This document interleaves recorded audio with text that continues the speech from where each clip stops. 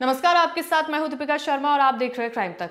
Yemen में निमिषा प्रिया की फांसी में महज 2 दिन बाकी हैं। हालांकि भारत सरकार की तरफ से कई ऐसी कोशिशें की जा रही हैं जिससे उनकी जान बचाई जा सके। हाल फिलहाल अब क्योंकि सिर्फ 2 दिन बचे हैं, ऐसे में निमिषा के परिवार वालों में भी काफी ज्यादा इस बात का इंतजार है कि क्या भारत सरकार की तरफ से कोई ऐसा बड़ा एक्शन लिया जाएगा जिससे उनकी बेटी की जान बच सकती है। दरअसल निमिषा प्रिया पर यमन में कत्ल का आरोप है। उनके ऊपर उस शख्स का आरोप लगा है जिसके साथ उन्होंने अपना क्लिनिक खोला था, और यह भी बताया जा रहा है कि क्लिनिक खोलने की वजह से दोनों ने शादी भी की थी। हालांकि निमिषा प्रिया पहले से शादीशुदा थी, लेकिन सिर्फ पेपर्स में उन दोनों ने शादी की थी ताकि क्लिनिक खोला जा सके। हालांकि जिस शख्स का कत्ल किया है उनके परिवार वालों ने ब्लड मनी लेने से मना कर दिया है, जिससे यह साबित होता है कि निमिषा की फांसी को रोक पाना अब काफी ज्यादा मुश्किल है। हालांकि कयास ये भी लगाया जा रहा है कि भारत सरकार की तरफ से कोई ऐसा एक्शन ले लिया जाए या कोई इस तरह का विनती की जाए जिस वजह से निमिषा प्रिया की जान बच सके। 16 जुलाई वो तारीख तय की गई है जहां पर निमिषा प्रिया को फांसी दी जानी है। तो क्या अब इन 2 दिनों में कुछ ऐसा हो सकता है? हालांकि सुप्रीम कोर्ट में आज सुनवाई होनी है, जिसके बाद से ये पता चलेगा कि क्या डिसीजन लिया गया है। 38 साल की नर्स निमिषा प्रिया, जिनके ऊपर मर्डर का आरोप है, वो यमन गई थी काम के सिलसिले में, लेकिन इस पूरी वारदात को किस तरीके से अंजाम दिया गया वो भी आपको आगे बताएंगे। इस बीच केरल सीएम पिनराई विजयन ने पीएम मोदी को पत्र लिखा है जिसमें उन्होंने ये कहा है कि निमिषा प्रिया की जान बचाने के लिए उनका इंटरफेयर करना बेहद ही जरूरी है। अगर वो कहेंगे तो शायद कुछ हो सकता है, लेकिन इसके चांसेस कितने हैं ये कह पाना मुश्किल है। निमिषा को फांसी के तख्त पर चढ़ाने के लिए अब महज 2 दिन बाकी है। 2 दिन में क्या चमत्कार हो सकता है ये देखा जाना है। केरल की नर्स को आखिर किस मामले में मौत की सजा सुनाई गई है, क्या पूरा मामला है, क्या वारदात हुई है, वो आपको विस्तार से बताते हैं। दरअसल ये महिला केरल के पलक्कड़ जिले की रहने वाली है। 38 साल की निमिषा प्रिया इनका नाम है। साल 2008 में नर्स की नौकरी के लिए ये यमन पहुंची थी। वहां निमिषा ने एक क्लिनिक खोला, लेकिन यमन के कानून के तहत विदेशी को स्थानीय साझेदार रखना जरूरी माना जाता है। अब वो स्थानीय साझेदार कौन था?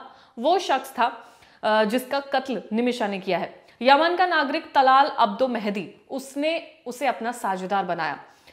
आरोपों के मुताबिक मेहदी ने उसके साथ धोखाधड़ी की, यानी कि उस शख्स ने जिसका कत्ल हुआ है उसने निमिषा प्रिया के साथ धोखाधड़ी की।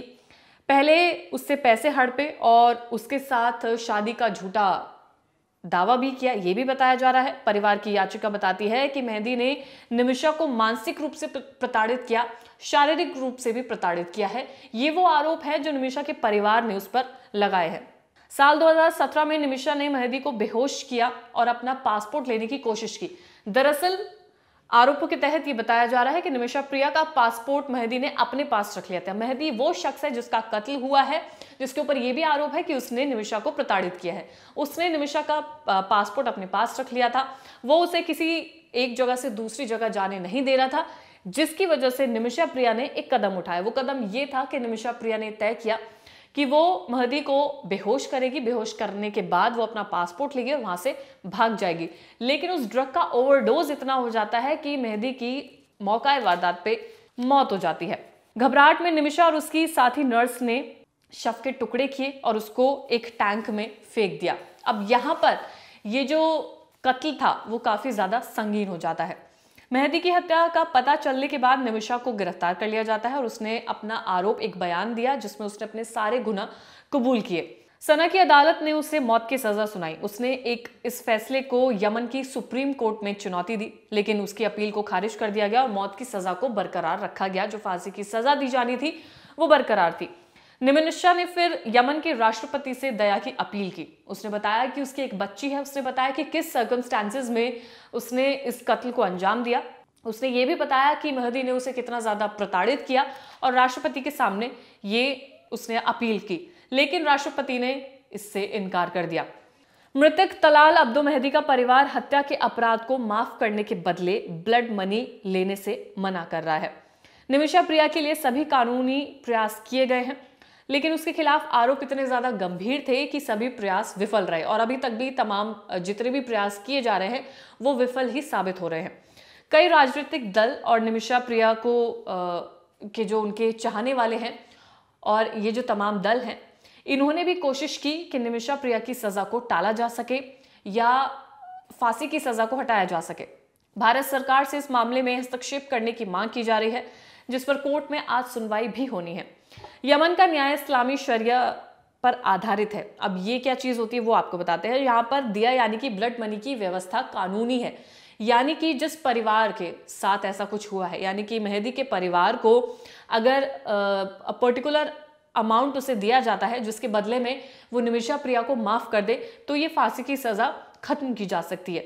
यानी कि अगर मृतक का परिवार तय रकम ले ले तो फिर दोषी को फांसी नहीं दी जाएगी, ये कानून कहता है। शरिया कानून के तहत मृतक के परिवार को ब्लड मनी के माध्यम से क्षमादान पर विचार किया जा सकता है।